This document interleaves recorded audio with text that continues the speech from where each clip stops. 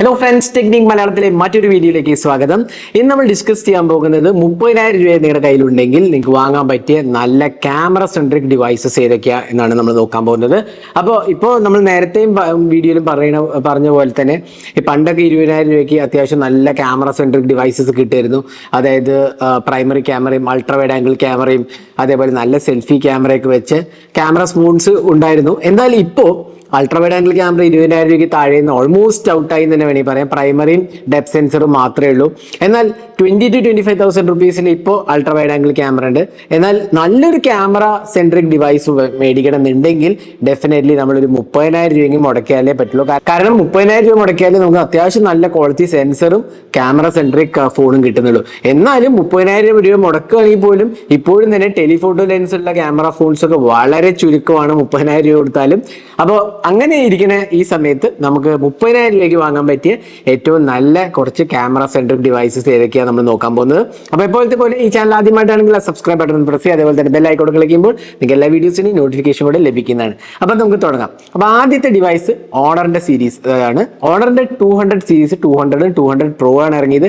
200 ഇറങ്ങിയത് ഏതാണ്ട് ഒരു 35,000 റുപ്പീസ് ആണ് പ്രൈസ് വന്നത്. എന്നാൽ ഇപ്പോൾ കുറച്ച് മാസങ്ങൾക്ക് ശേഷം അതിന്റെ വില കുറഞ്ഞിട്ടുണ്ട്. ഇപ്പൊ 26,000-27,000 രൂപയ്ക്ക് നിങ്ങൾക്ക് കിട്ടാവുന്ന ഒരു നല്ല ക്യാമറ സെൻട്രിക് ഡിവൈസ് ആണ്. കാരണം ഇതിലൊരു ടെലിഫോട്ടോ ലെൻസും ഉണ്ട്, 50 മെഗാ പിക്സൽ പ്രൈമറിയും അതേപോലെ തന്നെ ഒരു ടെലിഫോട്ടോ ലെൻസും ഉണ്ട്, അൾട്രാ വൈഡ് ആംഗിൾ ക്യാമറയുണ്ട്. അതിനൊപ്പം തന്നെ ഒരു 50 മെഗാ പിക്സൽ സെൽഫി ക്യാമറ ഇതിനകത്ത് കൊടുത്തിട്ടുണ്ട്. ഇത് വരുന്നത് സ്നാപ്ഡ്രാഗൺ 7 Gen 3 ഡിവൈസ് ആണ്. അതിനൊപ്പം തന്നെ അത്യാവശ്യം നല്ല ക്വാളിറ്റി സോഫ്റ്റ്വെയർ എക്സ്പീരിയൻസ് ആണ്. ഓണറിന്റെ മാജിക് OS നല്ലൊരു എക്സ്പീരിയൻസ് ആണ്.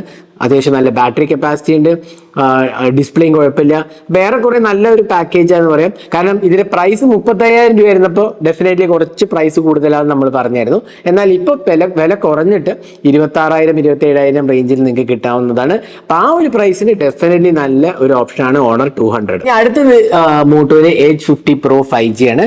അഗെയിൻ നല്ല ഒരു ഡിവൈസ് ആണ്. സ്നാപ്ഡ്രാഗൺ 7 Gen 3, ഒരു 50 മെഗാ പിക്സൽ പ്രൈമറി ക്യാമറ, ഒരു 13 മെഗാ പിക്സൽ അൾട്രാ വൈഡും 10 മെഗാ പിക്സൽ ടെലിഫോട്ടോ ലെൻസോടുകൂടി വരുന്നത്. അതേപോലെ തന്നെ നല്ലൊരു സെൽഫി ക്യാമറയാണ്. പൊതുവേ മോട്ടോന്റെ ഫോൺസ് ഒന്നും ക്യാമറ സെൻട്രിക് ആവാറില്ല. എന്നാൽ മോട്ടോ Edge 50 Pro 5G അത്യാവശ്യം കുഴപ്പമില്ലാത്ത ഒരു ക്യാമറ സെൻട്രിക് ഡിവൈസ് എന്ന് പറയാം. എഗെയിൻ ടെലിഫോട്ടോ ലെൻസ് വരുന്ന ഒരു ഡിവൈസ് ആണ്. പിന്നെ IP68 വയർലെസ് ചാർജിങ് ഇങ്ങനത്തെ കുറെ അഡീഷണൽ ഫീച്ചേഴ്സും കൂടെ കൊടുത്തിട്ടുണ്ട്.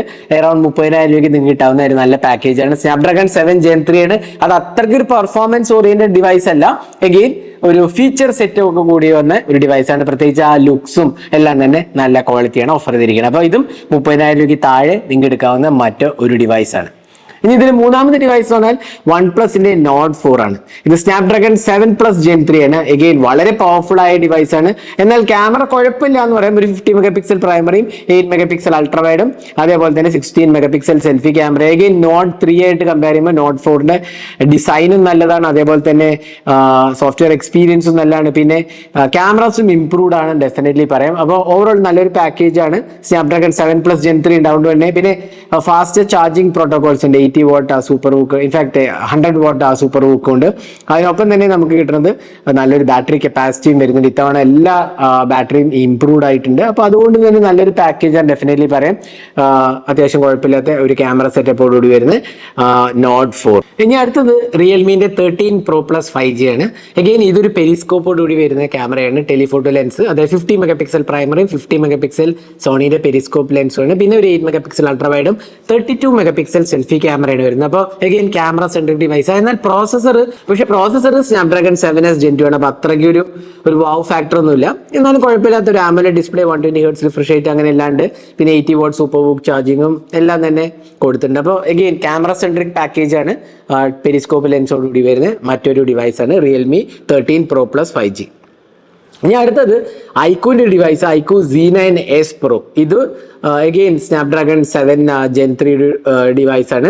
അഗെയിൻ ഇതിന്റെ തന്നെ വേറൊരു ഡിവൈസ് ആണ് വിവോന്റെ T3 Pro എന്ന് പറയുന്നത്. സെയിം ഡിവൈസ് ആണ്. ഇവിടെയും 50 മെഗാ പിക്സൽ പ്രൈമറി ക്യാമറയും ഒരു 8 മെഗാ പിക്സൽ അൾട്രാ വൈഡ് ക്യാമറയും അതേപോലെ തന്നെ നമുക്ക് കിട്ടുന്ന ഒരു 16 മെഗാ പിക്സൽ സെൽഫി ക്യാമറയാണ്. സ്നാപ്ഡ്രാഗൺ 7 Gen 3 ആണ് വരുന്നത്. അഗെയിൻ ഒരു 25,000 രൂപയാണ് ഇതിന്റെ റേഞ്ച് വരുന്നത്. അപ്പൊ ആ ഒരു പ്രൈസ് സെഗ്മെന്റിൽ അത്യാവശ്യം കുഴപ്പമില്ലാത്ത ഒരു ക്യാമറ സെറ്റപ്പ് ആണ് പറയുന്നത്. വിവോ T3 Pro നമ്മൾ റിവ്യൂ ചെയ്തിട്ടുണ്ട് ചാനലിലേക്ക്. അത് തന്നെയാണ് ഐക്യു Z9s Pro.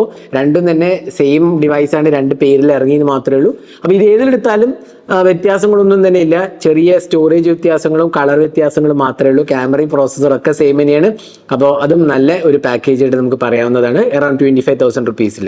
പിന്നെ അടുത്തത് വിവോന്റെ V സീരീസ് ആണ്. അപ്പോൾ V സീരീസിൽ രണ്ട് ഫോൺസ് ഉണ്ട്. കഴിഞ്ഞ വർഷം അല്ലെങ്കിൽ കഴിഞ്ഞ ജനറേഷൻ വിവോ V30, ഇപ്പോൾ വിവോ V40 ആണ് വരുന്നത്. വിവോ V40, V40 Pro ആണ്. അതെല്ലാം 35,000 രൂപയും 40,000 രൂപയൊക്കെ അടുത്താണ് വരുന്നത്. അപ്പോൾ വിവോ V30 കഴിഞ്ഞ ജനറേഷൻ ഫോണാണ്. അപ്പോൾ അതിൽ നമുക്ക് 50 മെഗാ പിക്സൽ പ്രൈമറി ക്യാമറയും 50 മെഗാ പിക്സൽ അൾട്രാവൈഡും 50 മെഗാ പിക്സൽ സെൽഫി ക്യാമറയാണ്. ഇതിനകത്ത് ടെലിഫോട്ടോ ലെൻസ് ഇല്ലെങ്കിൽ നല്ല ക്യാമറ ക്വാളിറ്റിയാണ്. വിവോന്റെ V സീരീസ് എപ്പോഴും തന്നെ നല്ല ഒരു ക്യാമറ എക്സ്പീരിയൻസ് തരുന്നതാണ്. ഇതിനകത്ത് സൈസ് ഇല്ല. ഇത്തവണ വിവോ V40 സൈസ് ഉണ്ടെങ്കിലും വിവോ V30 സൈസ് ഇല്ല. എന്നാലും കുഴപ്പമില്ലാത്ത ഒരു ക്യാമറ സെറ്റപ്പാണ്. എഗെയിൻ സ്നാപ്ഡ്രാഗൺ 7 Gen 3 വരുന്നത്. അപ്പോൾ ഇപ്പോൾ വില കുറഞ്ഞ് 30,000 രൂപയ്ക്ക് താഴെ വന്നിട്ടുണ്ട്. അപ്പോൾ നിങ്ങൾക്ക് കൺസിഡർ ചെയ്യാവുന്ന ഒരു ക്യാമറ സെൻട്രിക് ഡിവൈസാണ്. അതിന് കൂടെ തന്നെ കൺസിഡർ ചെയ്യാവുന്ന വേറൊരു ഡിവൈസാണ് വിവോ V40e. ഈ അടുത്തിറങ്ങിയതാണ് Vivo V40e. 50 mega pixel primary camera, 8 mega pixel ultrawide, again ഒരു 50 മെഗാ പിക്സൽ സെൽഫി ക്യാമറയാണ് കൊടുത്തിരിക്കുന്നത്. ഇവിടെയും നമ്മൾ പ്രോസസ്സറെ കുറിച്ച് വലിയ കാര്യമായി നോക്കേണ്ട ആവശ്യമില്ല, കാരണം പ്രോസസ്സർ അത്ര നല്ലതല്ല. കാരണം ആ സെഗ്മെന്റിൽ അത്രയും പവർഫുൾ ആയ ഒരു ഡിവൈസ് അല്ല. എന്നാൽ ക്യാമറ സെൻട്രിക് ഡിവൈസ്, അതേപോലെ സ്റ്റൈലും ലുക്സും ഒക്കെ ഉള്ള ഇമ്പോർട്ടൻസ് കൊടുത്ത ഒരു ഡിവൈസാണ് വിവോ V40e. ഇത് കൂടാണ്ട് തന്നെ നമുക്ക് പെർഫോമൻസും നല്ലൊരു ക്യാമറ ഒക്കെ വേണമെന്നുണ്ടെങ്കിൽ ഏറെക്കുറെ എടുക്കാവുന്ന നല്ലൊരു ഓപ്ഷനാണ് വിവോന്റെ T3 Ultra. ഏതാണ് 30,000 രൂപ മുതലാണ് സ്റ്റാർട്ട് ചെയ്യുന്നത്. അതിലും 50 മെഗാ പിക്സൽ പ്രൈമറി ക്യാമറയും 8 മെഗാ പിക്സൽ അൾട്രാവൈഡേ ഉള്ളൂ. ടെലിഫോട്ടോ ഇല്ല. എന്നാലും പ്രോസസ്സർ കുറച്ചും കൂടി നല്ല Dimensity 9000 സീരീസിലെ ചിപ്പാണ് വന്നിരിക്കുന്നത്. അപ്പോൾ വളരെ പെർഫോമൻസ് ഓറിയന്റഡ് ഒരു ഡിവൈസ് ആണെന്ന് ഡെഫിനറ്റ്ലി പറയാം. എഗെയിൻ അതിൻ്റെ ക്യാമറ കുഴപ്പമില്ല. ഞാൻ ഈ അടുത്ത് അതിൻ്റെ ഡീറ്റെയിൽ റിവ്യൂ ഒക്കെ പോസ്റ്റ് ചെയ്തേണ്ടായി. അപ്പോൾ അത്യാവശ്യം നല്ല ക്വാളിറ്റിയുള്ള ക്യാമറയൊക്കെ നമുക്ക് എക്സ്പെക്ട് ചെയ്യാം. എന്നാൽ ഒരു ഭയങ്കര വാവ് ഫാക്ടർ ഒന്നുമില്ല, കുഴപ്പമില്ലാത്ത ഒരു ക്യാമറ സെറ്റപ്പാന്ന് പറയാം. അപ്പോൾ ഇതൊക്കെയാണ് എനിക്ക് തോന്നുന്നു ഈ സെഗ്മെന്റിൽ എടുക്കാൻ പറ്റിയ നല്ല ക്യാമറ സ്മാർട്ട് ഫോൺസ്. അപ്പോൾ ഇതിൽ തന്നെ എഗെയിൻ ക്യാമറ എടുക്കുമ്പോൾ നമ്മൾക്ക് ഒരു കാര്യം മനസ്സിലാക്കണം, പ്രോസസ്സർ അത്രയ്ക്ക് ഒരു മികച്ചതാവാൻ വഴിയില്ല. പ്രോസസ്സർ ഭയങ്കര അടിപൊളിയാകുമ്പോൾ പ്രോബ്ലി ക്യാമറ ക്വാളിറ്റി കുറയും. അപ്പോൾ അത് എല്ലാം കൂടി ബാലൻസ് ചെയ്ത് ആണ് ഇപ്പോൾ ബ്രാൻഡ് പോകുന്നത്. കാരണം ക്യാമറ സെൻട്രിക് ഡിവൈസസ് വരുമ്പോൾ അതിൻ്റെ പ്രോസസ്സർ ഒരു ഭയങ്കര വാവ് ഉണ്ടാവില്ല. കാരണം അപ്പോൾ കോസ്റ്റ് കൂടും. അപ്പോൾ കോസ്റ്റ് കട്ട് ഡൗൺ ചെയ്യാൻ പ്രോസസ്സർ ഏതെങ്കിലും ഒരു മിഡ് റേഞ്ച് ചിപ്പിലേക്ക് പോകേണ്ടി വരും. പക്ഷേ പ്രോസസ്സർ അടിപൊളിയാകുമ്പോൾ ക്യാമറയിൽ കോൺസെൻട്രേഷൻ പോകും. അപ്പോൾ രണ്ടും കൂടെ കിട്ടിയ ഒരു ഫോൺ എന്ന് പറയുമ്പോൾ നമ്മൾ 40,000 രൂപയൊക്കെ മുടക്കണം. എന്നാലേ അങ്ങനത്തെ കിട്ടുള്ളൂ. പ്രോബ്ലി ഷോമിന്റെ V സീരീസ് കുറച്ചുകൂടെ പവർഫുൾ ഡിവൈസുമാണ്, അതേപോലെ തന്നെ നല്ല ക്യാമറാസുമാണ്. അപ്പോൾ 40,000 അല്ലെങ്കിൽ 35,000 രൂപേൻ്റെ ആ റേഞ്ചിൽ പോകേണ്ടി വരും. അപ്പോൾ ഇതൊക്കെയാണ് 30,000 രൂപയ്ക്ക് നിങ്ങൾക്ക് കിട്ടാവുന്ന നല്ല ക്യാമറ സെൻട്രിക് ഡിവൈസസ്. അപ്പോൾ ഇതിൽ ഏതാ നിങ്ങൾക്ക് ഇഷ്ടപ്പെട്ട് നിങ്ങൾ കമന്റ് സെക്ഷനിൽ പോസ്റ്റ് ചെയ്യാൻ മറക്കരുത്.